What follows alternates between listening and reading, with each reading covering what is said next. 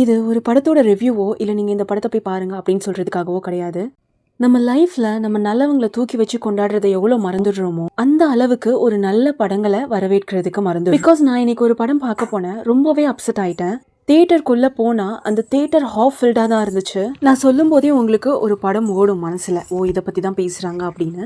Because நிறைய கான்ட்ரவர்சியை சந்திச்சுட்டு இருக்க ஒரு நல்ல படமும் இருக்குது அந்த லிஸ்ட்டில். அந்த படம் ப்ளஸ் நான் இன்னைக்கு பார்த்த ஒரு படத்தை பற்றியும் தான் நான் இதில் பேசுகிறேன். ரொம்ப ரொம்ப முக்கியமான விஷயங்களை ஒரு 3 மணி நேரத்துக்குள்ள சேர வச்சிருக்காங்க இந்த க்ரூ ஃபுல்லாவே. அதுவும் அடுத்து வரக்கூடிய இந்த வருஷத்துக்கான ஒரு சூப்பர் படம் அப்படின்னு தான் சொல்லுவேன். பட் ஏன் இந்த மாதிரி படங்கள்லாம் அண்டர் ரேட்டடாக இருக்குன்னு சத்தியமாகவே புரியல. அதுவும் யங்ஸ்டர்ஸ் முக்கியமாக பார்க்க வேண்டிய ஒரு படங்கள் இதெல்லாம். இது எந்த படம் அப்படின்றதுக்கு ஒரு க்ளூ கொடுக்குறேன். இந்த மனுஷனோட மியூசிக் நம்ம ரொம்ப என்ஜாய் பண்ணி ரசித்தோம். அதே மாதிரி இப்போ ரீசெண்டாக இவர் கொடுக்கக்கூடிய அந்த மோட்டிவேஷனல் ஸ்பீச்சாக இருக்கட்டும், இவரோட படங்களாக இருக்கட்டும், நம்ம ரசிச்சுட்டு தான் இருக்கோம். அப்படி இருந்தும் கூட இந்த மாதிரி நல்ல படங்களை நம்ம ரசிக்கிறதுக்கும் வரவேற்கிறதுக்கும் நான் எந்த படத்தை பற்றி பேசுகிறேன் அப்படின்னு தெரிஞ்சால் கண்டிப்பாக கமெண்ட் பண்ணுங்கள்.